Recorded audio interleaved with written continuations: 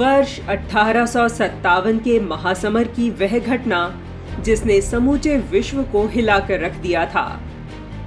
यह ब्रितानी सरकार के लिए भारतवासियों की सामूहिक राष्ट्रव्यापी चुनौती थी, जहां क्या सैनिक, क्या सामंत, क्या किसान, क्या मजदूर और क्या पुरुष, क्या स्त्री, बिना किसी भेदभाव के सभी ने मिलकर अपने अपने स्तर पर इस संग्राम में योगदान दिया, जिसे कभी भुलाया नहीं जा सकता, जिसमें भाग लेने वाला हर व्यक्ति नायक तो वहीं हर स्त्री नायिका थी। देश के लिए एक दो नहीं, बल्कि मां भारती की सैकड़ों बेटियों ने अपने प्राण उत्सर्ग कर दिए थे। जहां कुछ हंसते हंसते अंग्रेजों की आग का शिकार हुई, तो वहीं कुछ को क्रूर सैनिकों की गोली और तोपों से उड़ा दिया गया था। ऐसी ही एक योद्धा थी मैना कुमारी, जिसे ब्रितानी सैनिकों ने 13 साल की उम्र में पेड़ पर लटकाकर इसलिए जिंदा जला दिया था क्योंकि उन्होंने अपनी मातृभूमि से विश्वासघात नहीं किया। देश की आजादी में क्रांतिकारी अपने अपने तरीकों से देश को आजाद कराने के लिए प्रयास कर रहे थे। इन्हीं में से एक क्रांतिकारी नाना साहेब पेशवा द्वितीय भी थे। वह वर्ष 1857 के प्रथम भारतीय स्वतंत्रता संग्राम के प्रमुख शिल्पकार थे। इस दौरान नाना साहेब ने कानपुर में अंग्रेजों के विरुद्ध स्वतंत्रता संग्राम का नेतृत्व किया। वर्ष 1857 के स्वाधीनता संग्राम के प्रारंभ में भारतीय क्रांतिकारियों ने विजयश्री प्राप्त कर ली थी, किंतु अंग्रेजों की सैन्य शक्ति और कूटनीति के चलते कुछ ही समय बाद अंग्रेजों का पलड़ा भारी होने लगा। इस दौरान कानपुर क्षेत्र में भारतीय सेनानियों का नेतृत्व नाना साहेब पेशवा कर रहे थे। उन्होंने अपने सहयोगियों के आग्रह पर रणनीति के तहत बिठूर का महल छोड़ने का निर्णय कर लिया। इसके पीछे उनकी योजना थी कि किसी सुरक्षित स्थान पर जाकर फिर से भारतीय लोगों को संगठित कर एक सशक्त सेना निर्मित कर अंग्रेजों से नए सिरे से मोर्चा लें।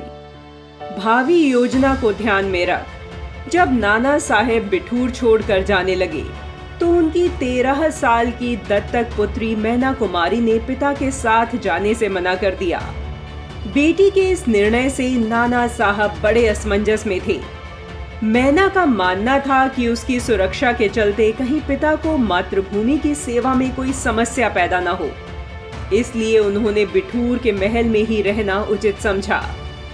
नाना साहेब ने जाने से पहले बेटी को समझाया कि अंग्रेज अपने बंदियों के साथ दुष्टता का व्यवहार करते हैं, लेकिन पिता की तरह साहसी मैना ने साथ चलने से साफ मना कर दिया और कहा, मैं क्रांतिकारी की पुत्री हूँ, मुझे अपने शरीर और नारी धर्म की रक्षा करना अच्छे से आता है पिताजी, आप निश्चिंत रहें, मैं अपनी रक्षा करने का हर संभव प्रयास करूंगी। नाना साहेब बेटी की इन बातों को सुनकर गौरवान्वित हुए और महल छोड़ युद्ध के लिए निकल पड़े। ब्रिटिश सरकार नाना साहेब पर पहले ही 1 लाख रुपए का पुरस्कार घोषित कर चुकी थी। इस बीच ब्रिटिश सैनिकों को पता चला कि नाना साहेब महल से बाहर हैं, तो उन्होंने महल को अपने कब्जे में ले लिया। मैना को महल के सभी गुप्त रास्तों और तहखानों की जानकारी थी। जब ब्रिटिश सैनिक उसे पकड़ने के लिए आगे बढ़े, किंतु मैना उनकी पकड़ में नहीं आई। इसके बाद सेनापति के आदेश पर महल में तोपें आग उगलने लगी और कुछ ही घंटों में महल ध्वस्त हो गया। सेनापति को लगा मैना भी महल में दबकर मर गई होगी, इसलिए वो वापस लौट आया, लेकिन मैना अभी जीवित थी। मैना कुमारी देर रात जब अपने गुप्त ठिकाने से बाहर आई, तो ध्वस्त महल के बाहर कुछ सैनिक हाथ लगाए हुए वहां तैनात थे, जिन्होंने उसे पकड़कर जनरल आउट्रम के सामने प्रस्तुत कर दिया। इस दौरान जनरल आउट्रम को लगा नाना साहेब पर 1 लाख रुपए का पुरस्कार घोषित है, ऐसे में अगर वो उन्हें पकड़कर आंदोलन को पूरी तरह कुचल दे, तो ब्रिटिश हुक्मरानों से उसे शाबाशी मिलेगी। इसलिए उसने मैना कुमारी के साथ हर वो कुटिल प्रयास किया जो एक बंदी सैनिक के साथ किया जाता है, लेकिन मैना चुप रही।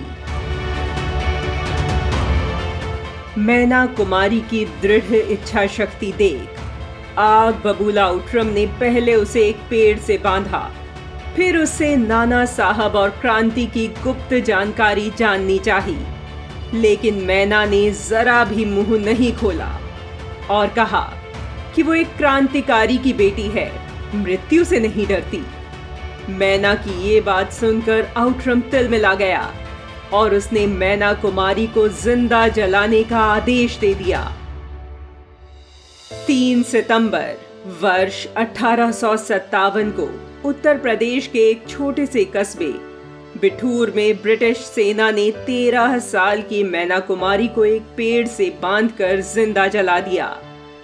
भारतीय स्वाधीनता और मातृभूमि के स्वाभिमान के लिए अपना बलिदान देने वाली महान बाल वीरांगना मैना को हमारा शत शत नमन है।